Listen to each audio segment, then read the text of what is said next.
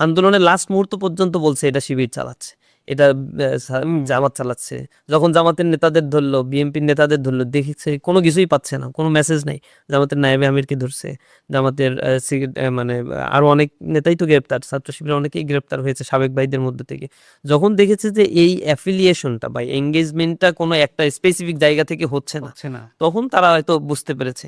এবং লাস্ট পর্যায়ে বারবার বলছিল যে এটা শিবির করছে। ওই যে আপনারা দেখছেন একটা ভয়েস রেকর্ড সময় টেলিভিশনের, যখন তাদের হাতে আসছে 23শে জুলাই, যে ঢাকাকে বিচ্ছিন্ন করে দেওয়ার আমাদের পরিকল্পনা ছিল। আমাদের ছিল একেবারে টোটাল রাজধানীকে যদি আন্দোলন আমরা করতে পারি ভালোভাবে, তাহলে শেখ হাসিনার মাথার টনক নড়বে। এর বাইরে গিয়ে সারা বাংলাদেশে আন্দোলন করে আসলে কোনো লাভ নাই।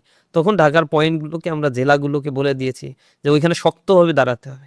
আর আমরা যেহেতু কৌশল জানি, দীর্ঘদিন ফ্যাসিবাদের বিরুদ্ধে লড়াই করেছি, সুতরাং আমরা যেভাবে দাঁড়াতে পারবো, যেভাবে লজিস্টিক সাপোর্ট দিতে সাধারণ পারবো, কেউ এটা অন্যদের পক্ষে কঠিন। মানে তাদেরকে ধাওয়া দিলে তারা দিক বিদিক ছোটাছুটি করবে এবং প্রচন্ড রকমের ক্ষয়ক্ষতি হবে। সেক্ষেত্রে আমাদের এই নির্দেশনাগুলো ছিল, হয়তো সংখ্যায় অনেক মানুষ ছিল, তার মধ্যে আমাদের সংখ্যা হয়তো 2%, 3% বা 10%, কোথাও হচ্ছে 20%। কিন্তু এই জায়গায় আমরা বলেছি সাহস দিতে হবে, দাঁড়িয়ে থাকতে হবে, প্রয়োজনে সামনের কাতারে থেকে শহীদ হতে হবে, তারপরেও যেন পিছপা না হই।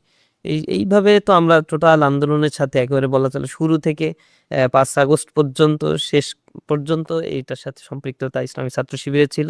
আর দায়িত্বের খাতিরে আমাকে থাকতে হয়েছে, কেন্দ্রীয় সভাপতি সেক্রেটারি জেনারেলকে সব বিষয়গুলো ডিল করতে হয়েছে।